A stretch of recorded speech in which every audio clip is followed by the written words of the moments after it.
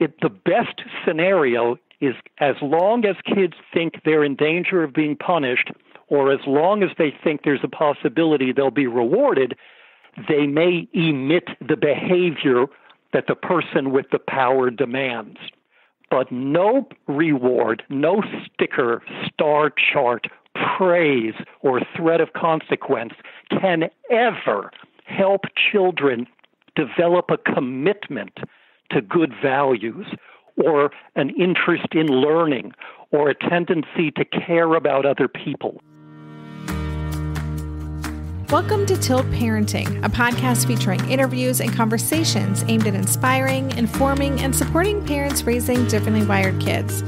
I'm your host, Debbie Reber, and I am so excited to share today's episode with you.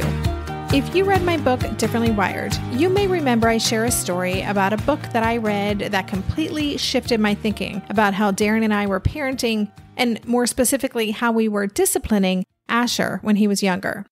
The book was called Unconditional Parenting, Moving from Rewards and Punishments to Love and Reason. And the author, Alfie Kohn, is my guest on today's show. Alfie is a writer and speaker and expert in human behavior, education, and parenting, who was once described in Time magazine as perhaps the country's most outspoken critic of education's fixation on grades and test scores. I was thrilled to have the chance to talk with Alfie about parenting differently wired kids and really dig into the concepts that many consider to be highly provocative and controversial because, in many ways, they are a radical departure from more traditional approaches to parenting involving praise, rewards, punishment, discipline, and motivation.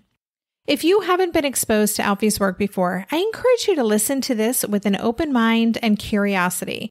Some of the concepts he shares today may challenge your ideas about raising kids. But if you know me, I deeply believe there is value in reconsidering everything we thought we knew about parenting. After having this conversation with Alfie, I became even more aware of things I was doing that I wanted to tweak as a way to better support Asher's growth. And I've already noticed a difference in what's happening in my family. So I hope you get a lot out of our conversation. Hi, Alfie. Welcome to the podcast. Glad to be here.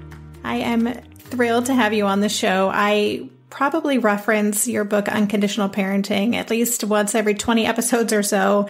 And it's just been an important part of my life. And so I'm just excited to share your wisdom with my listeners. And we have a lot of parents of younger kids. So this may be the first time that they're going to be hearing some of your parenting ideas. So I'm excited to dive right into it. All right, let's do that. Let's do it. So I want to talk about unconditional parenting first. You've obviously written many books and we could probably talk for hours, but I wanted to hone in on what would be most useful for my audience. So the book Unconditional Parenting, I probably read it when my son, who's now 14, was 6 or 7. It was a game changer for me. It was one of those books that fundamentally changed how I parent. It just shifted everything for me. So I would love if you could just start by explaining what you mean by unconditional parenting and maybe even a little bit about what led to you writing that book. Well, I can try to summarize a whole book in a few sentences, but of course that's always a somewhat futile labor. Most parenting resources are premised on the idea that whatever the parent wants the kid to do, that's legitimate, and here are some practical tips for getting the child to comply. I begin from the premise that we need to think about our long-term goals for children, the kind of people we'd like them to become. And if we shift our focus in that way to the long term, then we have to ask questions such as, what does this child need? And how can I meet those needs? Which is a completely different question from, how can I get my kid to do whatever I tell her? And what kids need, among other things, is not merely to be loved, not even loved a lot, but to be loved unconditionally, which means for who the child is, not for what the child does. So there are no strings attached. And even when a kid screws up or falls short, the child never doubts, never is given reason to doubt that we still care. It's not just that we think that, it's that it looks that way from the child's perspective, which is a critical difference. And that notion of being loved no matter what turns out to be the exact opposite of what most parenting advice consists of, which gives children the message, you have to jump through my hoops in order to get my acknowledgement, my attention, my approval, my care.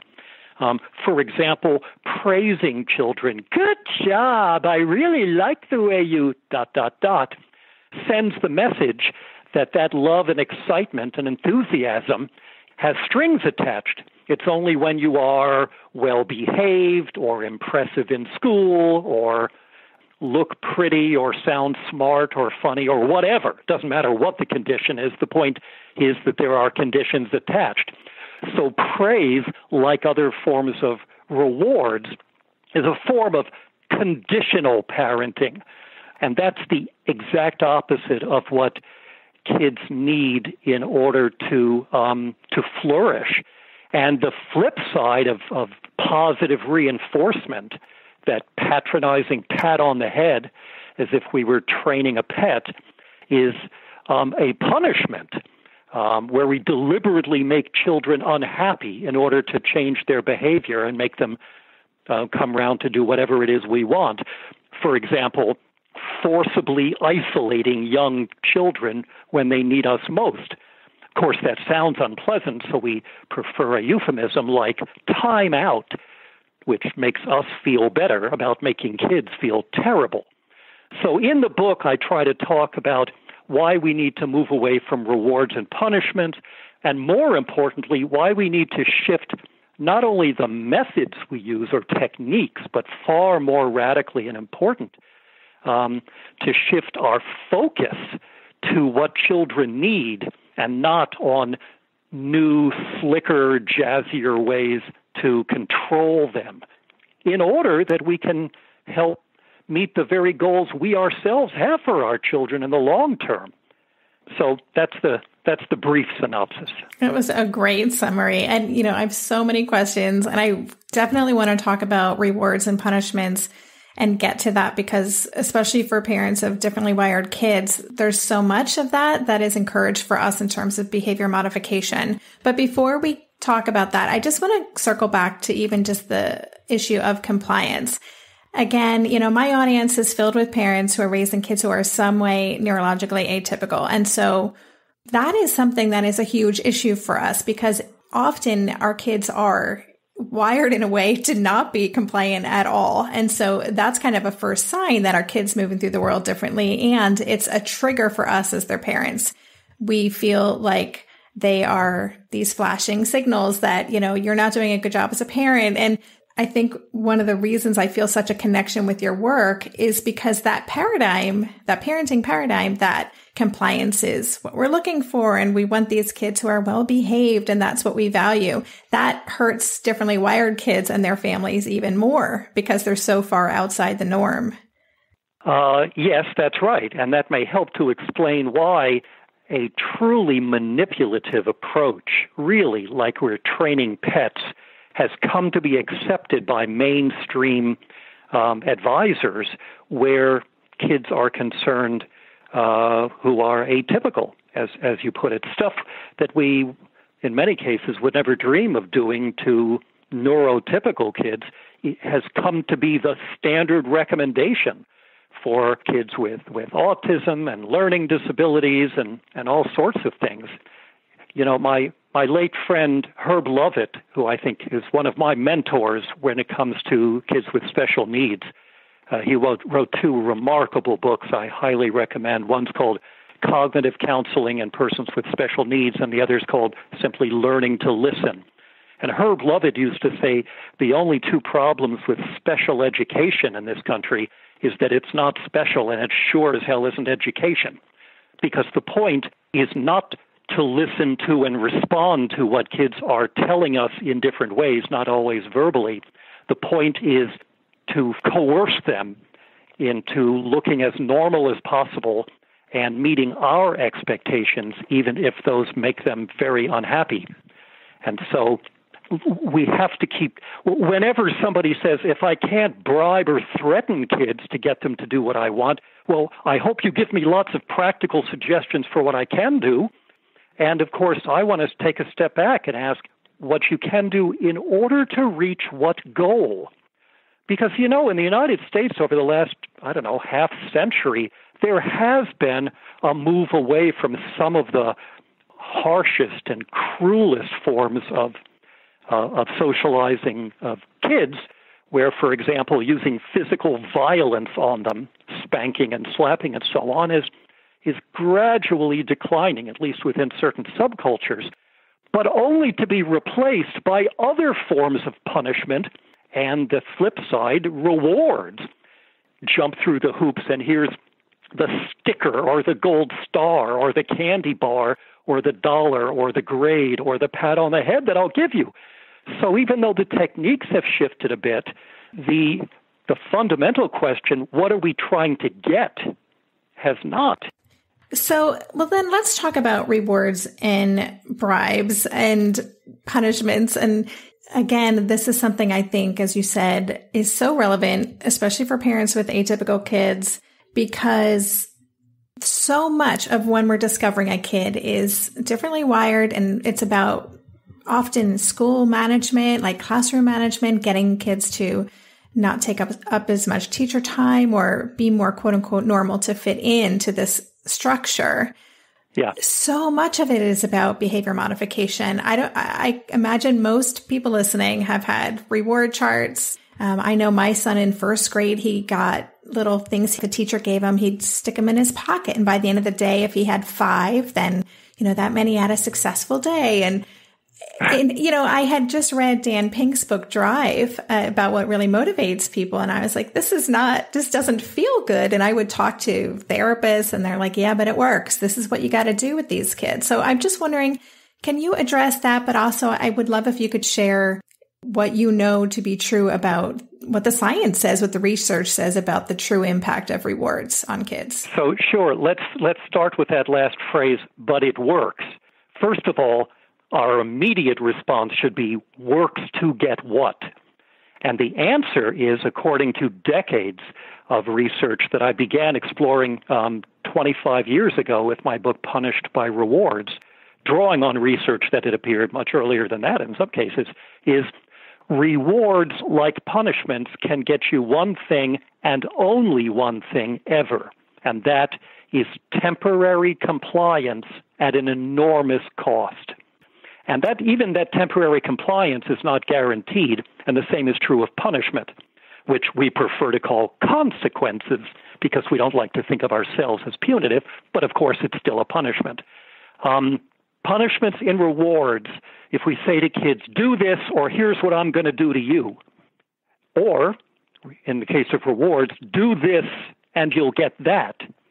The best scenario is as long as kids think they're in danger of being punished, or as long as they think there's a possibility they'll be rewarded, they may emit the behavior that the person with the power demands.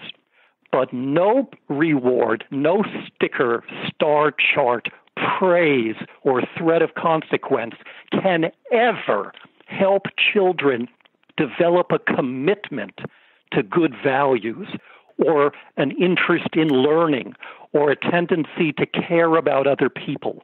In fact, with that last example, research shows that rewards have exactly the opposite effect. Children who are frequently rewarded or praised by their parents are less caring and helpful than other children. And the effect is most pronounced if you reward or praise them for being helpful or generous.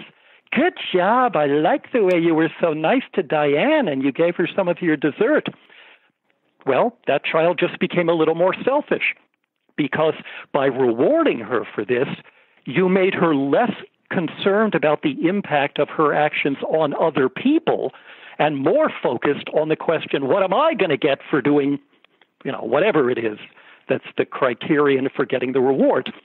See, when we do things like star charts and stickers and praise or various consequences, what we're mostly teaching children is, I have the power to make you do whatever I decide unilaterally.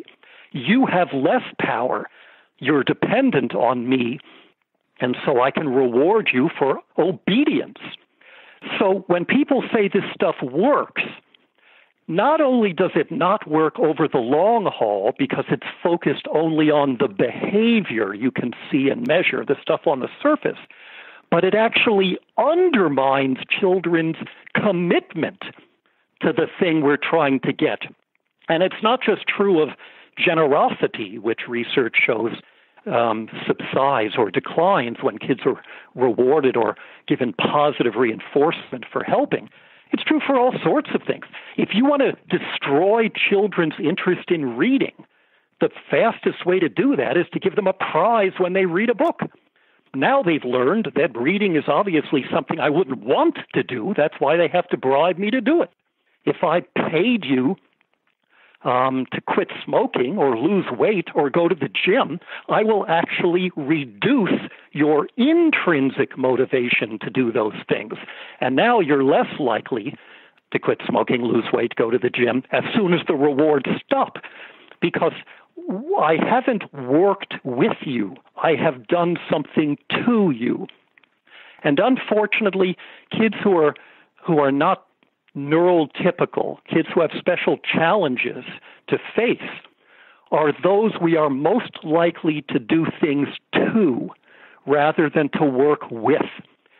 And you can't listen to people who simply brush that off and say that's necessary with those kids.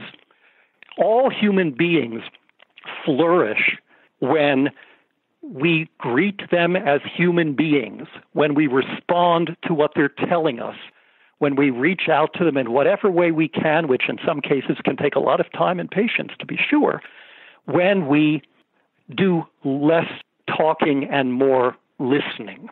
And when our goal is not mere obedience, but something more ambitious than that.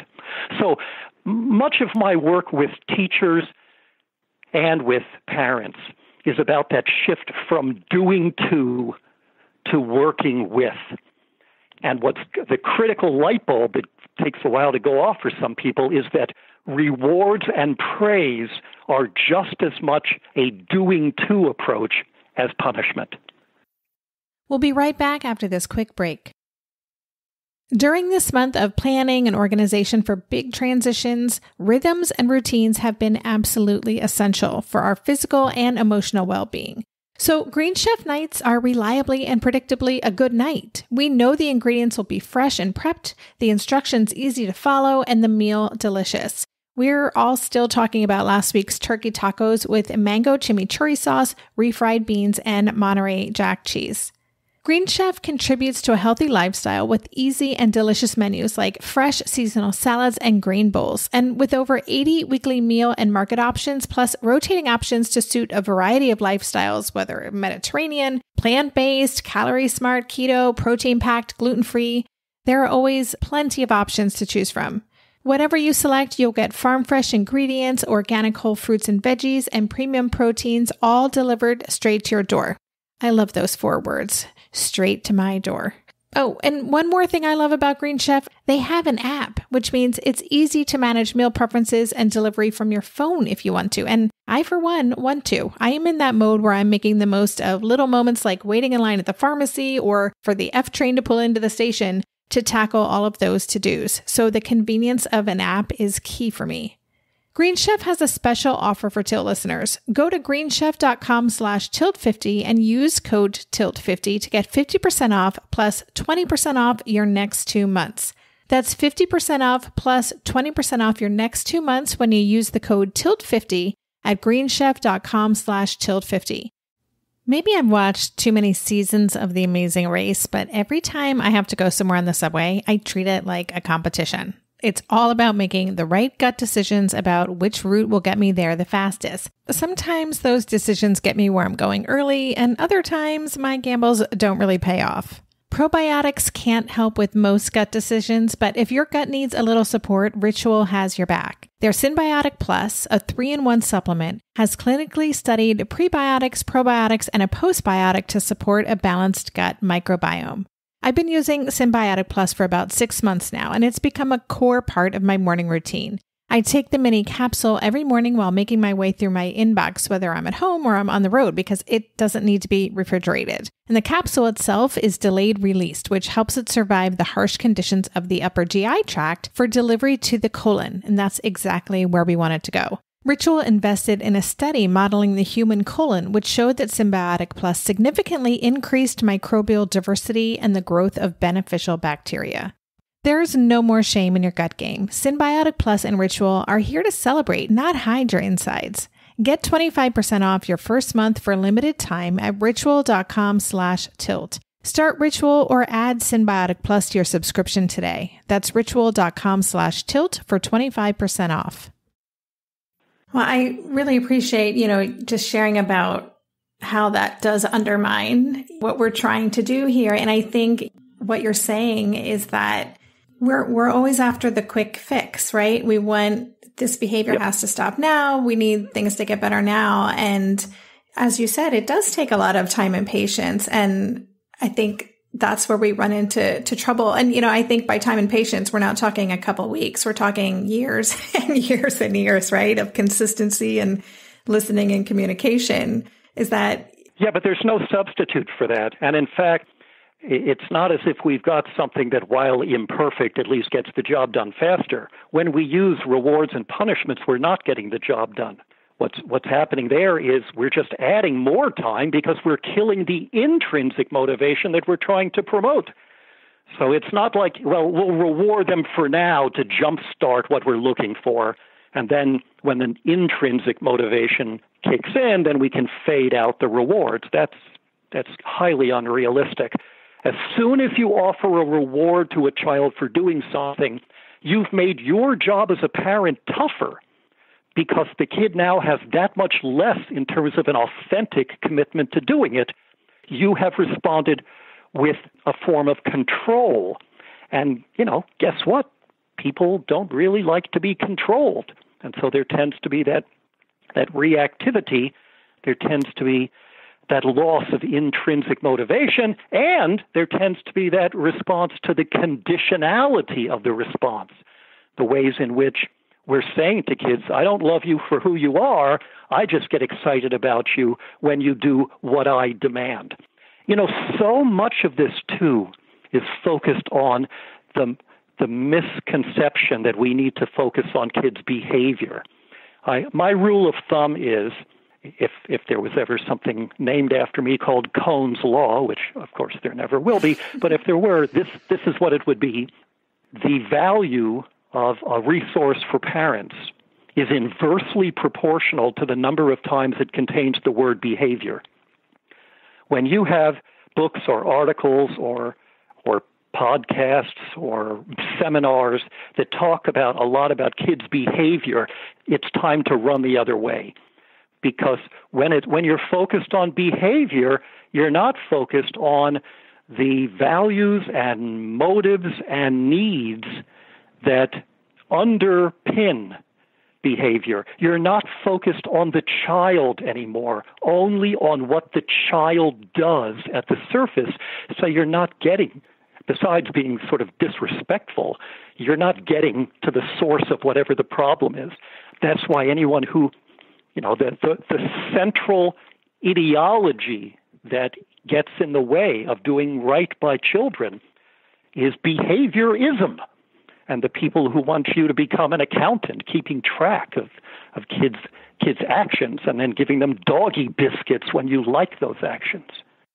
Yeah, I think, use the word respect. That is, again, another thing that I find your approach so respectful to our kids. And I think that's so important because, and I want to talk about this unconditional love aspect, because so many of our kids also are repeatedly getting the message that there is something wrong with who they inherently are. That's just, right. It's being reinforced by other kids in school, by teachers, by coaches who don't get them, and often by us as their parents.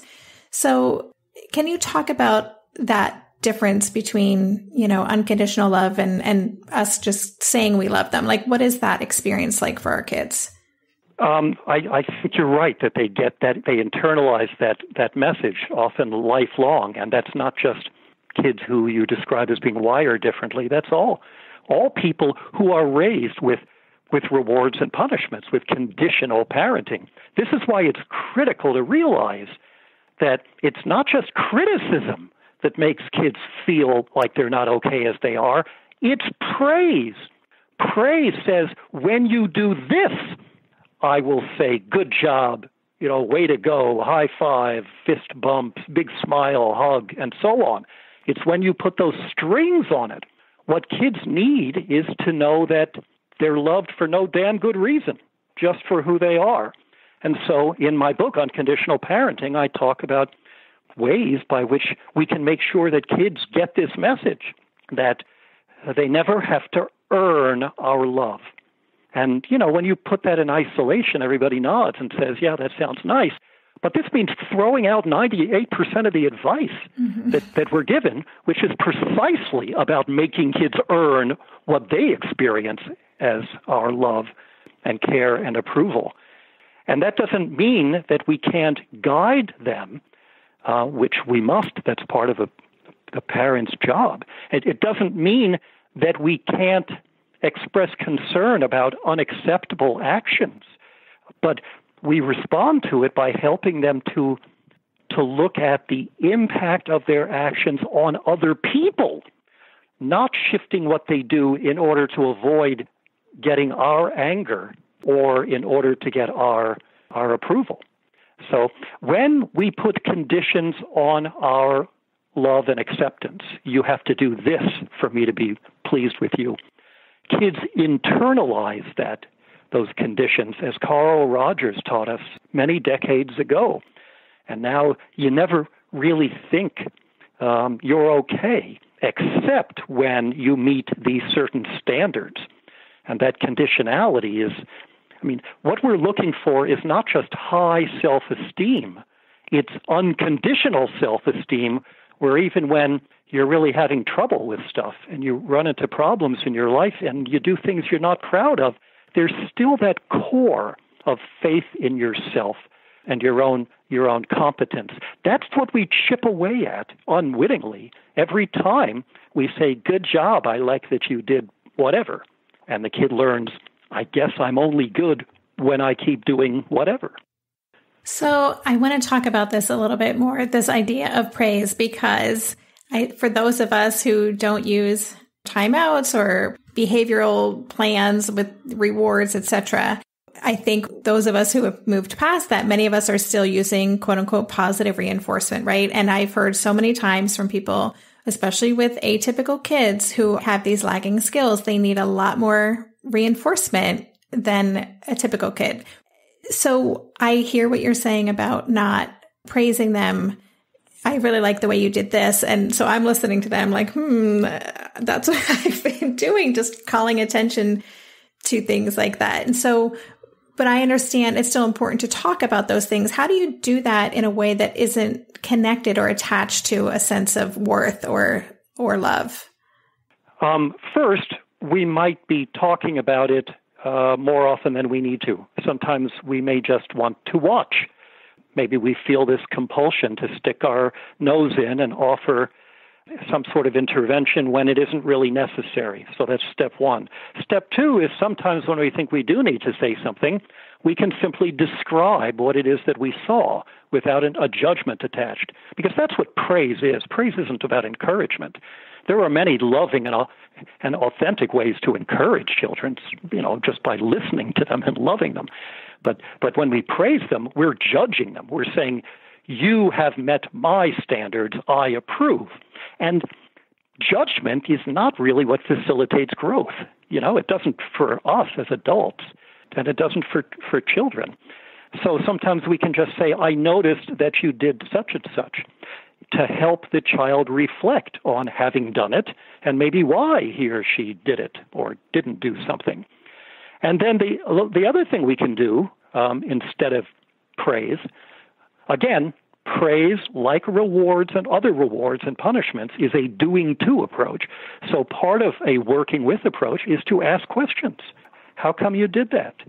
Why did you decide to do? I mean, that's with all sorts of. I remember when my daughter was drawing like crazy, when she was quite young.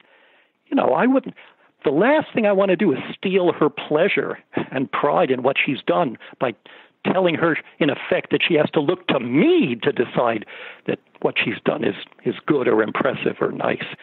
Instead, I would say things like, "Wow, you put toes on those animals. I don't think you did that last week. How did you decide to put toes on?" That pulls her into her drawing instead of praise, which pulls her out of the drawing and into my face to see if I approve. Or I could ask, how come you decided to let Frank play with your toy? I know you like that toy a lot. That helps the child to construct a sense of himself as a person who wants to make other people happy, as opposed to praise, which just leads the kid to think about, how do I make mommy or daddy happy? So I talk more about this, of course, in the books and alternatives to it. But and I realized that with kids who are less verbal and kids who struggle to make sense of social interactions, there's no getting around the fact. There's no shortcut to the fact that it does take more time and patience. But the shortcut of bribes and threats doesn't get us anywhere near where we want to go. It just makes the job harder. Yeah, because, can you just talk about what you see as our goals for these kids? Well, when I do a workshop for parents, I begin by asking, never mind what my goals are, what are your goals? How do you want your kid to turn out? What do you hope your child will be like years from now? And I ask everybody to think about that for a bit, and then I ask them to tell me. I just go around the room and ask, do you have an adjective for me? And I've been doing this a long time. And I've done it all over the world. And I've done it with typical and atypical kids, with younger and older kids, with parents and teachers in urban and rural areas and so on. And I get the same bloody list, more or less, everywhere I go. Every time I ask that question, literally 80% of the items on any list are on every list. People say, well, in the long run, I want my child to be happy, to be ethical, to be successful, to be responsible, caring, compassionate, lifelong learner, creative, curious. These are the terms that come up over and over again. And so I then spend the rest of my time with them saying, typical advice you're getting as parents and teachers at best is irrelevant to those goals, and at worst is making it less likely that those goals will be reached. And basically that's what I do for a living, including working with teachers in talking about academic education. What I do with people is say to them, you say you want this, so how come you're doing that? When that turns out to be conventional mainstream practices that, according to research, undermine the very things you say you want, never mind what I want for kids. You don't help kids to be caring and ethical by using power over them to focus on behaviors of which you approve. That's not ethical. You don't help kids in schools to become better thinkers who get a kick out of playing with ideas by giving them grades. You do exactly the opposite because grades kill interest in learning, and so on. We'll be right back after this quick break. Hey there, it's Debbie. I love making this show and sharing conversations about how to support our awesome neurodivergent kids. I've seen how even one little insight from an interview can spark a big shift in daily life. But I know that raising complex kids can be messy and lonely. And just when we think we figured it out, something comes up that boots us right back to feeling overwhelmed and stuck. That's why I've poured everything into creating a way for parents like us navigating complex parenting journeys to join together and chart a path that feels positive, hopeful, and doable. It's the brand new Differently Wired Club experience. In the club, you'll get personal support from me and other seasoned parent coaches, 6 live calls every month where you can connect and get your personal questions answered, the opportunity to learn directly from authors and experts like I have on this show, monthly themes for getting specific and tactical, an exclusive private podcast feed, and the best, most generous community of parents. Seriously, these folks show up for themselves and each other, and that right there is really everything. Because it's a daily reminder that we're not alone. Our kids aren't broken, and we have totally got this. The recently rebooted Differently Wired Club is on a brand new platform with its very own iOS and Android app. It is such a great space. However you learn, whatever your style, no matter the ages, genders, and neurodivergent profile of your children, the Differently Wired Club can help you cultivate the positive shifts you're hoping for. Join us today by going to tiltparenting.com/club. That's tiltparenting.com/club. I hope to see you on the inside. If you're a parent, I invite you to join us at the Mindful Mama podcast, where it's all about becoming a less irritable, more joyful parent.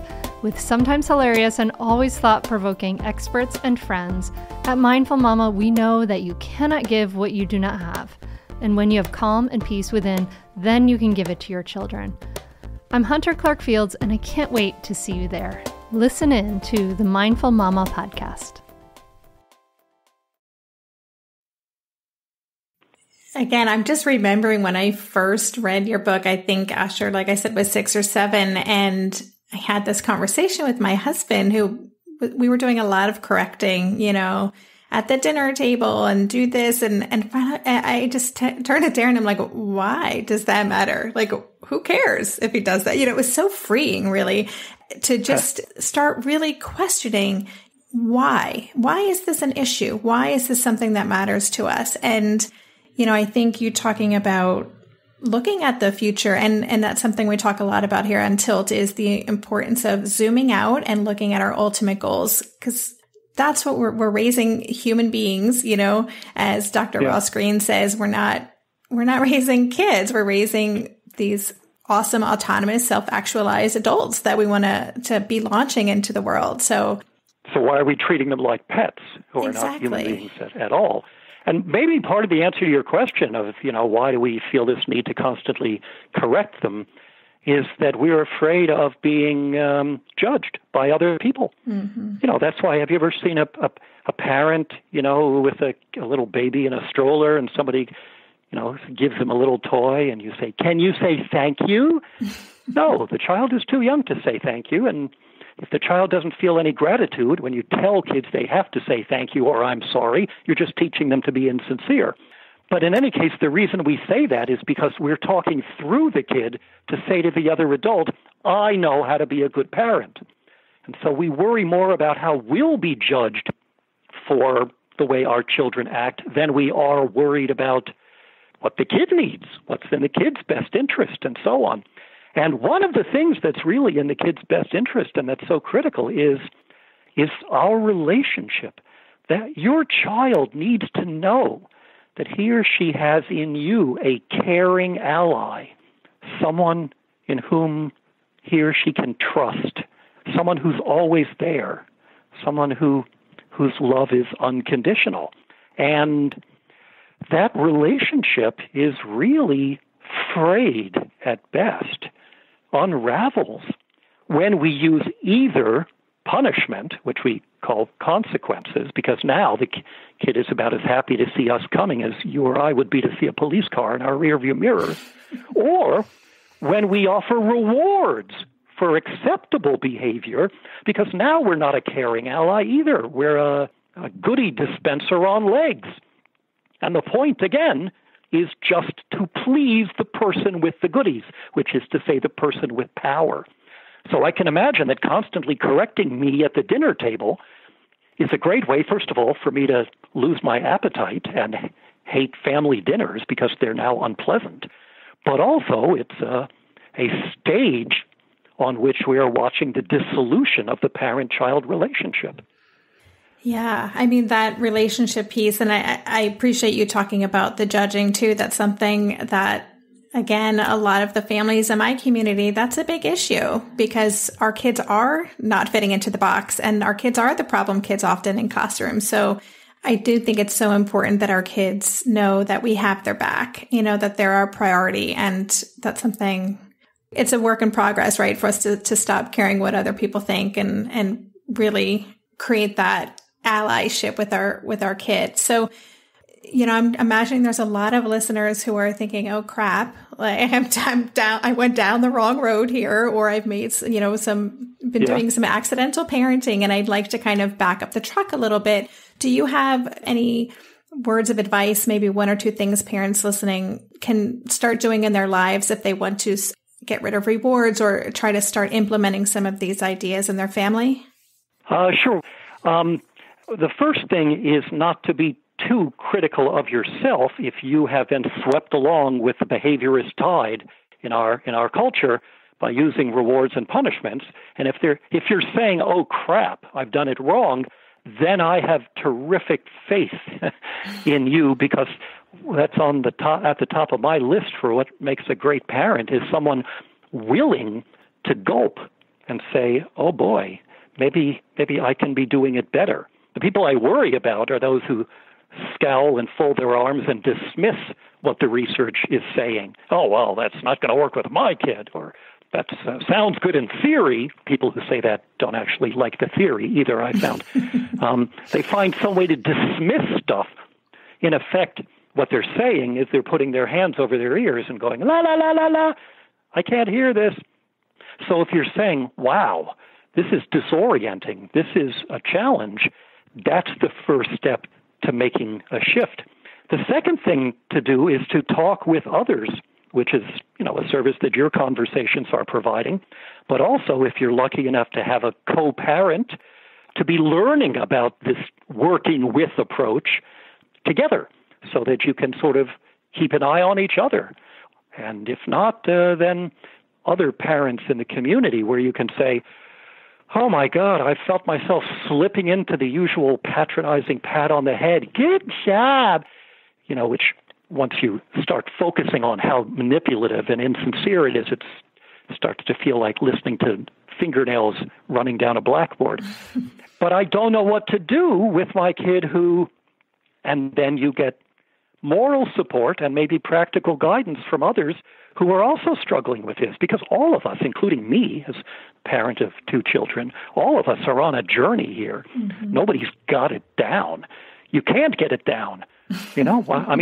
You can only continue to reflect and try to improve and remind yourself of what we're looking for in the long run.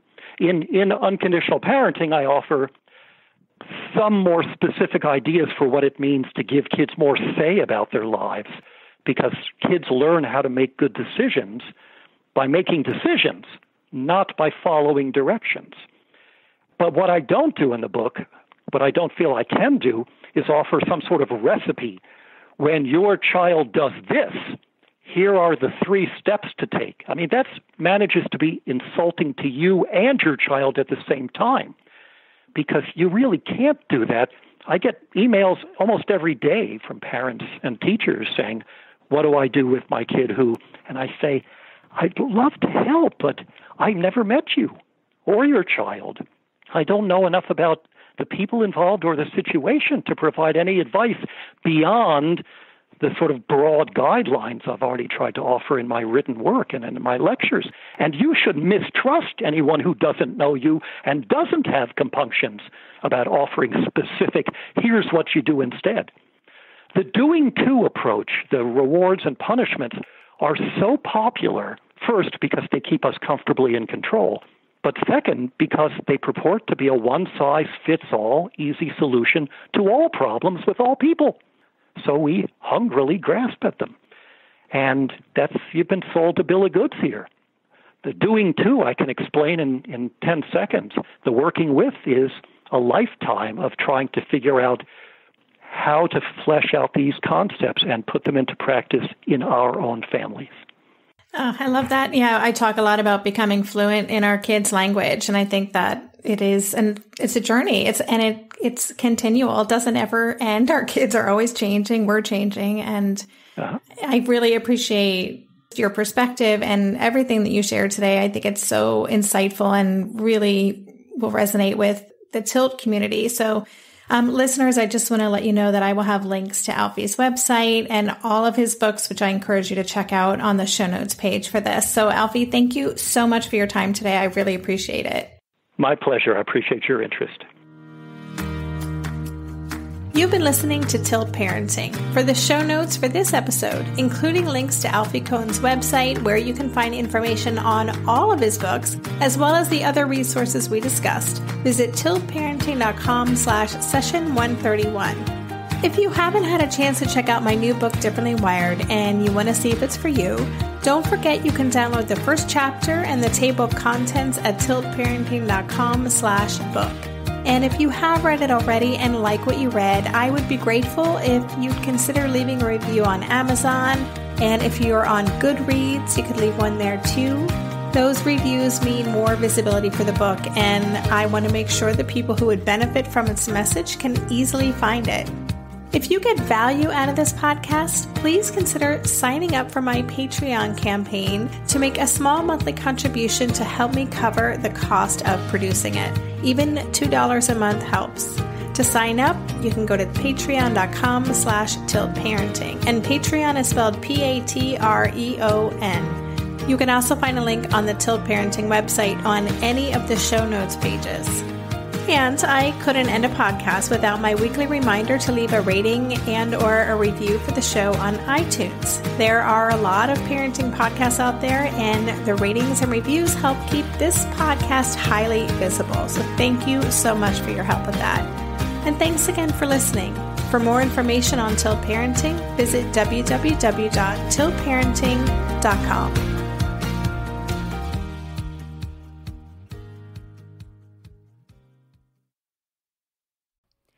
Hey, are you a parent of a teenager? Are you feeling overwhelmed about how to be what they need while also holding limits and boundaries that keep them safe? Are you tired of conversations that negate how messy this season of parenting is? Well, I've got you. My name is Casey O'Rourke. I am a positive discipline trainer, parent coach, and the host of the Joyful Courage podcast. Every week, I come to you with an interview digging into tough topics with experts I trust and solo shows that go deep into the personal growth and mindset needed to raise teens in a way that grows them into confident, capable young people. I am not afraid of getting real about the intersection of conscious parenting and the teen years, while also bringing in vulnerability, humor, and lightness. I'm walking the path with you and honored to serve.